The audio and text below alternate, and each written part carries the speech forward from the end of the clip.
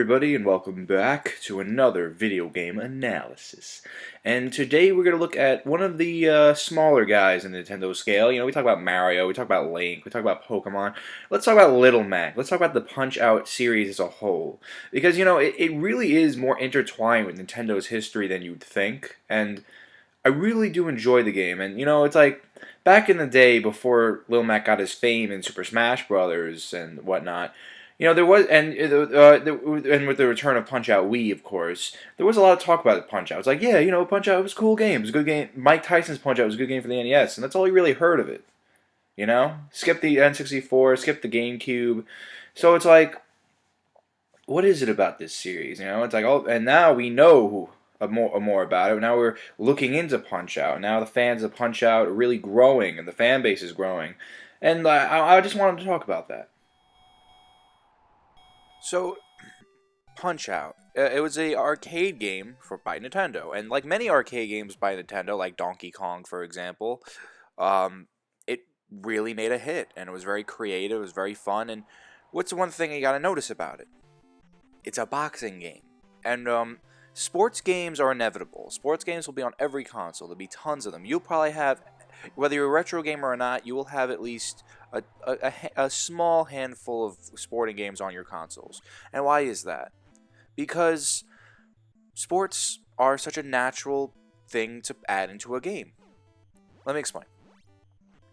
Before we knew what constitutes a video game, with games like Super Mario Brothers or Berserk or Sonic the Hedgehog or Doom, before games like that really defined the idea of what a game can be, what was the natural conclusion to go to? Well, obviously you would go to sports, because that's the games that already exist. And there was card games and board games. These games already existed, so put that on the TV.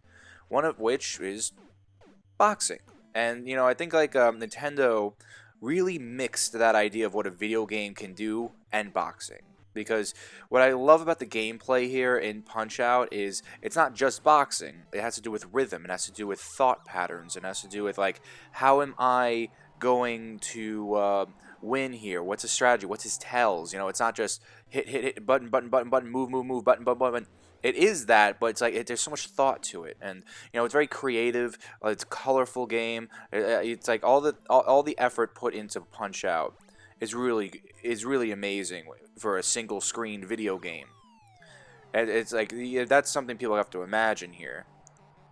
It's good stuff, but yeah, it's like it's a great game. It's a great way to make a boxing game feel like an arcade video game. And remember, a single screen game is something to be recognized at the time, because it's like when Super Mario Brothers came out, and games like Ghouls and Ghosts and Castlevania, these were games that were more than one screen. And then even if a game back then, I'm talking 2600 days, you have to have your mindset at this point of Punch-Out's history in the 80s, where games were new, and the idea of a single screen game was common. But to have so much effort put into a so-called older style game is something to recognize with Punch-Out. And it is an arcade game, remember. But bring it to the home console, it's amazing its history it had, and the creativity behind it. So there were a lot of versions of Punch-Out, It's like, it's such a popular game, but, it's like, I love the story behind it, too. Like, I don't know who this guy is, honestly, from Super Punch-Out. I think Super Punch-Out's a black sheep of the series, honestly. I never liked it as much as I liked the other Punch-Out games, but yeah, it's like many people, I got into Punch-Out later in life, and I don't know, I think I really do enjoy that. I really do enjoy that idea of the little guy training up to become a champion, facing all these giant men. It's like, yeah, I can talk about the racial stereotypes too, but I don't think that's really important, What I think it is important, though, is just the idea of how interactive this game is and how enjoyable it is because of it.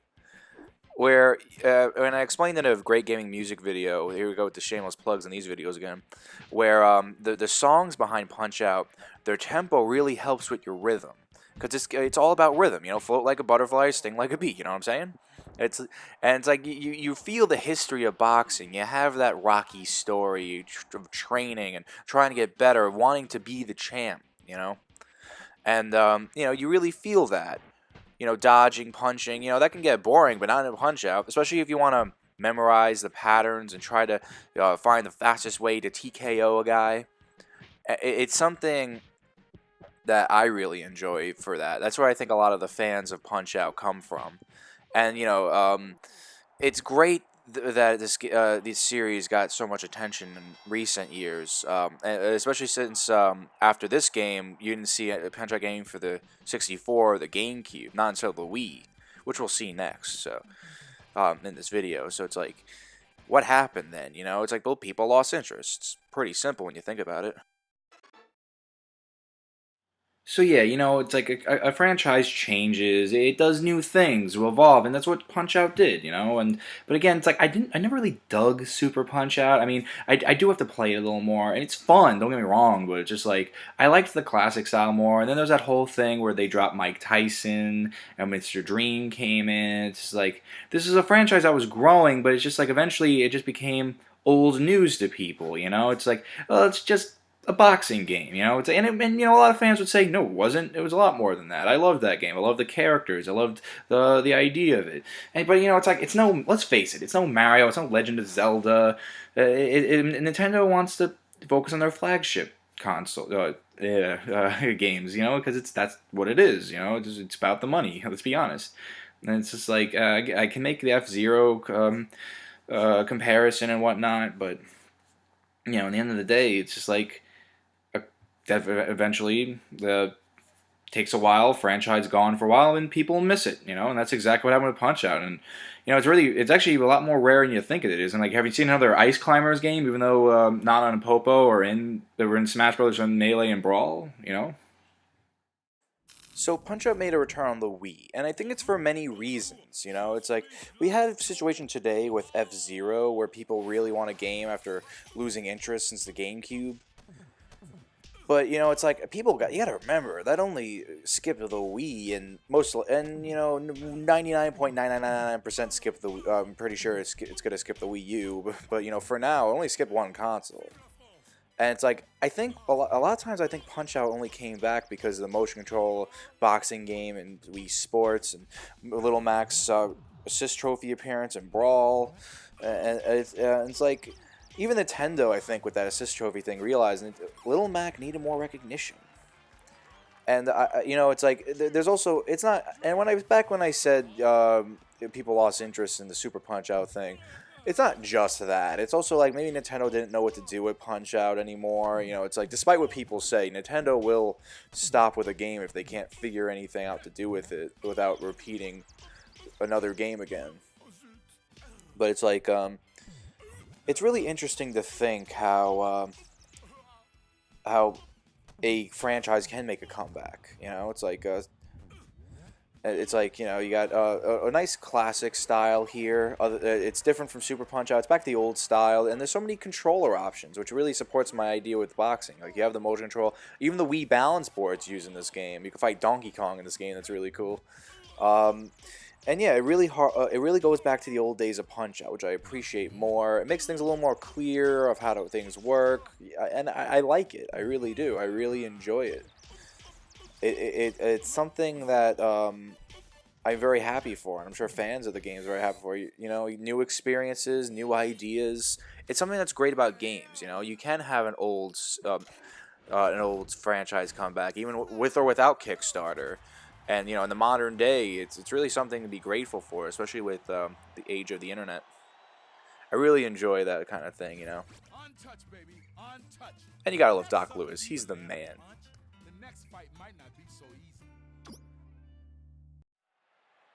Ultimately, I think it's important to remember Punch-Out because it's a great part of gaming history, whether people realize it or not. It's a great background history, I would say, because it shows what happens with a franchise, whether it goes down in popularity, goes up, or it's like, what's going to happen? I would love a new Punch-Out game right now. I mean, I have a lot of virtual console Punch-Out games I bought. I bought Mike Tyson's Punch-Out on the NES because I grew to love it, and like many people, I got into it like around now because the Little Mac got a lot more limelight, and yeah, it's really important. So, next episode are last for this year, and I put a lot of thought into it. I didn't know actually what to do this year. I really didn't. But with the passing of Satoru Iwata, I'd like to talk about his life and the accomplishments, just some of the accomplishments he's made in the gaming industry. So, yeah. Um, the next video is in honor of him, and thanks for watching. If there's anything I missed, if there's anything I got wrong, if there's anything you would like to add to the conversation, please do not hesitate to leave a comment. A like and a share will always help too. You know the drill. Thank you all so much for watching. I've been Billy, your video game analyzer. Have a good day, good night, whenever you're watching this, and I'll see you next time.